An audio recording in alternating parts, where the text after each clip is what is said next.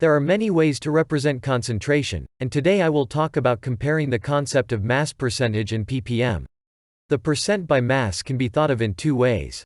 First, simply consider the mass of the solute dissolved in 100 grams of the solution.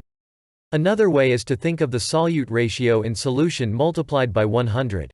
For example, we can easily consider that the 10% sodium chloride solution is simply dissolved in 100 grams of sodium chloride solution in a ratio of 10 grams of sodium chloride. However, strictly speaking, the total mass of the sodium chloride aqueous solution does not have to be 100 grams. If the sodium chloride solution is 1000 grams, then 100 grams of sodium chloride is dissolved, and if the sodium chloride solution is 10 grams, then 1 gram of sodium chloride is dissolved. When the ratio of the sodium chloride solution and the sodium chloride is multiplied by 100, if the value is 10, the ratio of the sodium chloride solution and the solute can be regarded as a 10% sodium chloride solution. How much solute sodium chloride is dissolved in the 10% sodium chloride solution is determined by the mass of the entire sodium chloride aqueous solution. In other words, you should keep in mind that the mass percentage is the ratio of the mass of the solute to the mass of the solvent, not the exact amount of the solute in the solvent. As with percent, you can interpret ppm as the ratio of the mass of the solute to the solvent.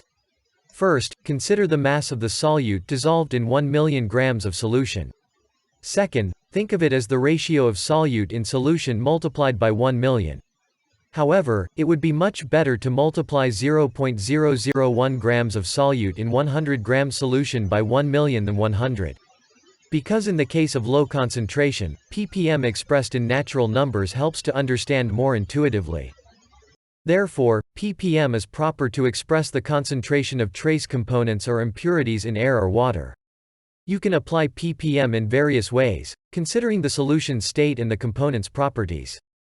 For example, when measuring dissolved oxygen in a river, a figure of 9.75 ppm means that 1 liter of water has dissolved 9.75 mg of oxygen.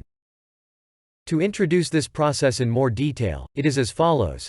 9.75 ppm is that 1 million grams of water dissolves 9.75 grams of oxygen, and the prefix milli represents 1/1000th.